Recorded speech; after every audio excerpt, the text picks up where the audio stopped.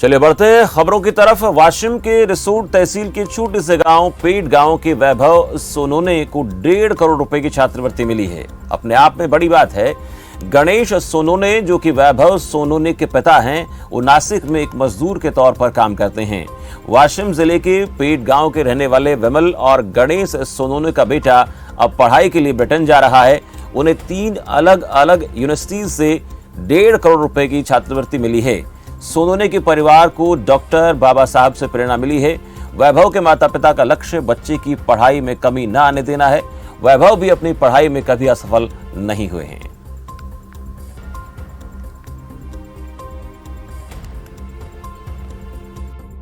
इस पूरे सफर में मेरे माँ पिताजी और मेरे शिक्षक लोगों का बहुत सारा इसमें सपोर्ट रहा, क्योंकि घर की सामाजिक स्थिति तो कमज़ोर थी, लेकिन आर्थिक स्थिति भी काफ़ी कमज़ोर थी।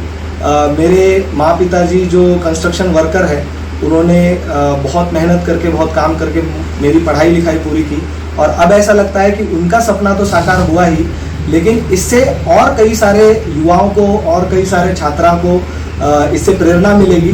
और मैं यही कहना चाहूँगा कि जो समाज के वंचित क्षेत्र से, समाज के वंचित तबके से जो लोग आते हैं, उनके अंदर बहुत सारा पोटेंशियल है। ज़रूरत है बस एक कदम बढ़ाने की और उस पोटेंशियल को आगे बढ़ाने की। और बहुत खुशी का दिन है कि वैभव का नंबर ब्रिटेन में लगा और वैभव अगले पढ़ाई के लिए ब्रिटेन जा रहा है, इसलिए बहुत बहुत खुशी का दिन है और बहुत बहुत सभी को, हमें को खुशी है।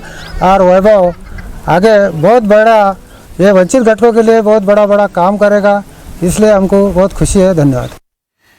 परिवार में खुशी का माहौल है। वैभव के पिता को आपने सुना, वैभव को आपने सुना, और इस वक्त वैभव खुद इस चर्चा में बातचीत के लिए हमारे साथ सीधे जुड़ चुके हैं। वैभव, बहुत स्वागत है आपका खबर फास्ट पर। Sir thank you very much. Vaibhav, बहुत बड़ी उपलब्धि हासिल की है आपने। पहले तो इसके लिए आपको ढेर सारी शुभकामनाएं, बधाइयां, और आपसे बातचीत करेंगे, लेकिन उससे पहले जिस तरह से आपको ये छात्रवृत्ति मिली है, ब्रिटेन आप जा रहे हैं, इस जाने की खुशी को लेकर किस तरह से आप अपने रिएक्शन देना चाहेंगे? क्योंकि किसी भी छात्र के लिए विदेश में पढ़ाई करना, और वो भी अपने दम पर पढ़ाई करना, एक अलग अनुभूति होती है। और जब बच्चा गरीब परिवार से ताल्लुक़ रखता हो, माँ बाप मेहनत मजदूरी कर अपने बच्चे की पढ़ाई कराते हों, तो उस बच्चे के ऊपर जो जिम्मेदारियों का बोझ है और बढ़ जाता है। वैभव, वैसे तो सर, जब मैं अजीम प्रेम यूनिवर्सिटी से मैंने मेरा मास्टर्स पूरा किया, उसी टाइम सोच था कि मैं अपना पीएचडी भी पूरा कर लूं, क्योंकि सामने प्रेरणा थी भीमराव अंबेडकर जी की, जो हमारे देश के संविधान निर्माता है और हमारे लिए एक बहुत बड़े प्रेरणा स्रोत है। लेकिन उस टाइम जो परिस्थिति थी वो ऐसी थी कि पिताजी एकदम बेड रिडन हो गए थे। उस कारण से मुझे नौकरी ज्वाइन करना पड़ा। और लेकिन मैंने नौकरी भी ऐसा चुना जहां पे मैं यहाँ के समाज के वंचित तबके, आदिवासी समुदाय के साथ काम करूं, और अभी मैं मध्य प्रदेश में यहाँ काम कर रहा हूँ। तो जिम्मेदारियां तो काफी थी, लेकिन एक जिम्मेदारी और भी थी समाज के प्रति। वो ये थी कि समाज के वंचित तबके के जो छात्र है, जो युवा है, उनको एक नई राह दिखाने की, क्योंकि हम लोगों के अंदर बहुत सारा पोटेंशियल है। उस पोटेंशियल को बस राष्ट्रीय स्तर पे, अंतर्राष्ट्रीय स्तर पे पहुंचाने की जरूरत है।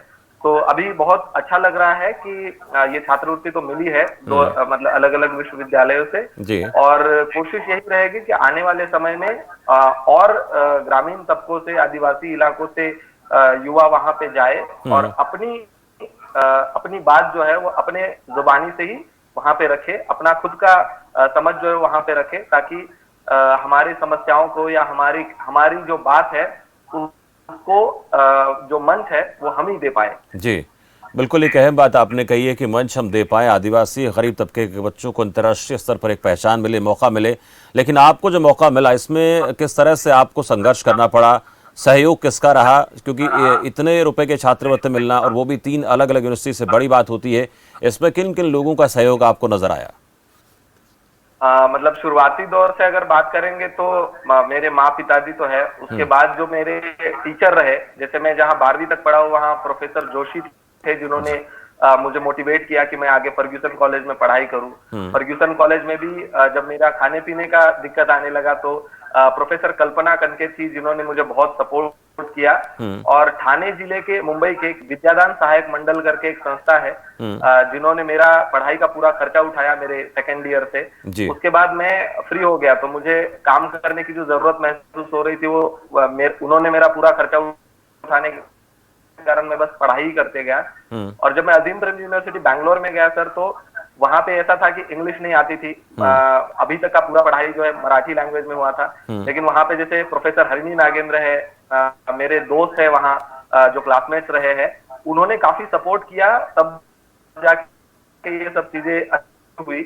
और जब यहाँ प्रधान में आया, यहाँ के गांव के लोगों के साथ काम करना शुरू किया, तो प्रधान के साथ ही तो है, उसके अलावा जब मैंने सोचा कि मैं आगे पढ़ाई करने के लिए जाऊं, तो महाराष्ट्र में एकलव्य संस्था है, तो एकलव्य संस्था का ग्लोबल स्कॉलर प्रोग्राम है, राजू केंद्र और ये सारे लोग मेरे मेंटर रहे। और उन लोगों ने जो सपोर्ट किया है इन सब चीजों के लिए, वो मतलब हम बोल सकते हैं इनकंडीशनल सपोर्ट जिसे हम बोलते हैं, कि बिना किसी झिझक के, बिना किसी सवाल के इन लोगों ने सपोर्ट किया, तब जाके ये सब हासिल हुआ है। और इन सब में मेरी जो पार्टनर है, मेरी जो पत्नी है स्नेहल, उसका बहुत सपोर्ट रहा, क्योंकि पिछले बीते बोल सकते हैं कि 10 महीने से हम दोनों ही इस सब प्रोसेस में इतने लगे रहे कि हमारी व्यक्तिगत जीवन पूरा इसमें मतलब बोल सकते हैं कि स्पॉइल एक तरीके से हुआ, समय नहीं दे पाए एक दूसरे को। और खुशी की बात यह है कि मेरे साथ साथ मेरी पत्नी स्नेहल भी, उसको भी ब्रिटेन के लगभग 8 बड़े विश्वविद्यालयों से पढ़ाई का ऑफर है जी।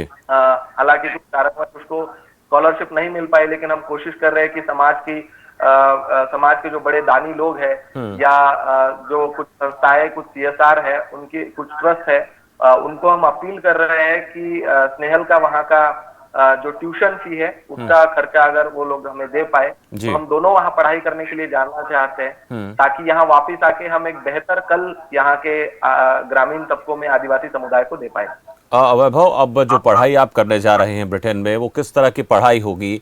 और जैसे आपने कहा, बाबा साहब भीमराव अम्बेडकर ने जो देश के लिए एक संविधान, ऐसा एक ग्रंथ दिया, ग्रंथ में उसको इसलिए कहता हूँ क्योंकि वो हमारे देश को नई दिशा और दशा देता है। तो आपका जो लक्ष्य है वो क्या रहने वाला है? आपने इंडिया में आकर वापस जो है छात्रों को, युवाओं को प्रेरित करने की बात तो कही है, लेकिन आपकी जो पढ़ाई है वो किस तरीके की वहाँ पर होने वाली है और कितना समय आप वहाँ पर रहने वाले हैं? आदिवासी इलाके में काम कर रहा हूँ, तो मुझे ये बात समझ में आई कि जो प्रकृति है और प्राकृतिक जो हमारी साधन संपत्ति है, इसके सबसे करीब यहाँ का किसान, यहाँ का आदिवासी, यहाँ का दलित रहता है। लेकिन जो अभी मतलब पिछले 5-10 सालों में जो परिवर्तन हो रहा है, जो हम जिसे क्लाइमेट चेंज बोलते हैं, या जिसे हम बोल रहे हैं कि पर्यावरण के अनुसार जो पॉलिसी बन रही है राष्ट्रीय अंतर्राष्ट्रीय स्तर पे, इसमें इन तबकों का कोई से नहीं है। तो इसलिए मैंने मेरी पढ़ाई जो है वो पर्यावरण और विकास इस विषय में चुनी, और यूनिवर्सिटी ऑफ लीड्स में अभी मैं जाने वाला हूँ, जिसमें मेरी 1 साल की पढ़ाई है, जिसका विषय पर्यावरण और विकास है। और कोशिश यही है कि वापिस आके यहाँ पे मैं और मेरी पत्नी, हम दोनों ही यहाँ के ग्रामीण इलाकों में, आदिवासी क्षेत्र में पर्यावरण पे यहाँ का आदिवासी समुदाय का जो से है, या जो पॉलिसी यहाँ का मतलब भारत में या विदेश में जो पॉलिसी बन रही है पर्यावरण के लिए, उस पॉलिसी में ग्रामीण आदिवासी समुदाय का भी कुछ से रहे, यहाँ के किसानों का भी कुछ वहाँ पे बात रखी जाए। तो इस तरीके का कोशिश है। साथ में ही शिक्षा व्यवस्था पर मेरी पत्नी काम करना चाह रही है, तो वापिस आके वो भी यहाँ के एजुकेशन सिस्टम के ऊपर काम करना चाहती है, ताकि हर छात्र को अच्छा गुणवत्तापूर्ण एजुकेशन हम लोग दे पाए। तो आने वाले दिनों में यही हम दोनों की ही कोशिश रहेगी। अब वैभव, छोटा सा सवाल आपसे और मैं करना चाहूँगा। मैं आपके माता पिता की उन शुरुआती दिनों के संघर्ष की बात करना चाहूँगा, जब आप छोटे थे, आप बड़े हो चुके हैं, तो इस दशा में उन्होंने किस प्रकार से स्ट्रगल किया है आपको पढ़ाने लिखाने में? क्योंकि जिस तरह से मैं तस्वीरों में देख पा रहा हूँ, उनको देखकर लगता है कि आपके माँ बाप जो हैं बड़ी मेहनत आज भी कर रहे हैं। वो एक छोटा सा प्रसंग, थोड़े शब्दों में आप अपनी बात रखें प्लीज़, ताकि और भी लोग जो है प्रेरित हों। क्योंकि बहुत से माँ बाप ये सोचते हैं कि देखिए, मेहनत मजदूरी करके बच्चों को कैसे पढ़ा सकते हैं, आसान नहीं है, लेकिन ये आपके माँ बाप से सीख सकते हैं बाकी लोग जो इस वक्त टीवी देख रहे हैं। जी, अब एक्चुअली सर 2000 हम नासिक में रहते थे, लेकिन 2001 में मेरे पापा का एक्सीडेंट होने के बाद हम सब लोग हमारे पैतृक गांव आए।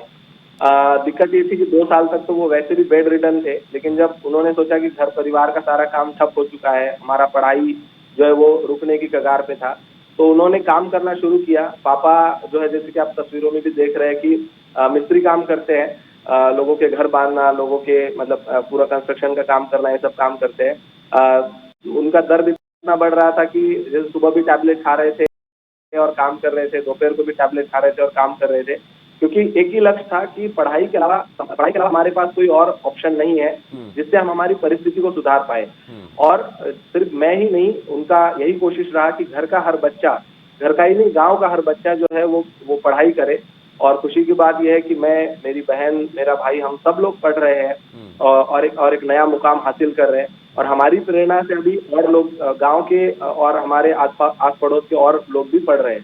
तो जब मैं पुणे में गया था तो वही जो मैंने कहानी बताई कि खाने को भी जब दिक्कत आया तो उसी टाइम मैंने फोन किया था घर पे और ऐसे बताया था, 3 साढ़े 3 बज रहे थे दोपहर के, कि मैं अभी तक खाना नहीं खाया हूँ। उसी टाइम मम्मी ने अपने पूरे, मतलब एक ही जेवर था उसके पास, उसका हम सुहाग की निशानी बोलते हैं जिसे, कि वो भी उसने भेज दिया और मुझे उस टाइम उन्होंने बहुत पैसे भेजे। तो पढ़ाई के आगे उन्होंने और कुछ नहीं सोचा और कुछ नहीं समझा। और उनका हमेशा से यही कोशिश रहा कि जैसे भीमराव अंबेडकर पढ़े हैं, वैसे पढ़ाई हमारे लिए एकमात्र साधन है। और उन्होंने हमेशा, जैसे घर में मिठाई आती है, घर में बाजार से कुछ चीजें खाने की आती है, वो ना लाई, उन्होंने हमेशा किताबें मेरे लिए लाई। और अच्छी बात यह है कि इतनी किताबें मेरे पास हुई कि आज हमारे घर में हमारा खुद का एक छोटा सा लाइब्रेरी है। तो आस पड़ोस के युवा है, आस पड़ोस के लोग हैं, वो आते हैं, पढ़ते हैं। और कोशिश यही है कि ये मुहिम जो है वो और आगे बढ़े। और अगर पढ़ाना चाहेंगे तो हर माँ बाप ये सपना साकार कर सकता है, अपने बच्चों को पढ़ा सकता है। स्नेहल की भी ऐसी ही कुछ कहानी रही है। 2005 में उसके पिताजी गुजर जाने के बाद सिलाई का काम करके उसकी मम्मी ने दोनों बेटियों को पढ़ाया और उन्होंने भी पार्ट टाइम जॉब करके अपनी पढ़ाई हुई थी और इस मुकाम पे अभी हम लोग पहुंचे। बिल्कुल, बहुत संघर्ष से भरी कहानी वैभव आपकी है, आपकी पत्नी की है, परिवार की है, और इसी संघर्ष के बलबूते आप उस मुकाम तक पहुंचे हैं, क्योंकि संघर्ष के बिना कुछ भी आज हासिल नहीं हो सकता। आपको ढेर सारी शुभकामनाएं और खबर फास्ट की तरफ से आपके पूरे परिवार को बधाइयां, और साथ साथ आपका जो आने वाला 1 साल है उसके लिए हम आपको दुआएं देते हैं कि आपकी पढ़ाई अच्छे से पूर्ण हो और आपने जो लक्ष्य निर्धारित किया है उस लक्ष्य को पूर्ण करने में कामयाब हो। शुक्रिया हमसे बातचीत के लिए। तो वैभव से बात कर रहे थे। वैभव की पढ़ाई के लिए उसके माता पिता ने कड़ी मेहनत की है, और जैसे कि वैभव ने कहा, बच्चे की पढ़ाई के खातिर वैभव की मां ने अपनी सुहाग की एकमात्र निशानी मंगलसूत्र तक को बेच दिया था। फिलहाल वक्त एक ब्रेक का, चला ब्रेक के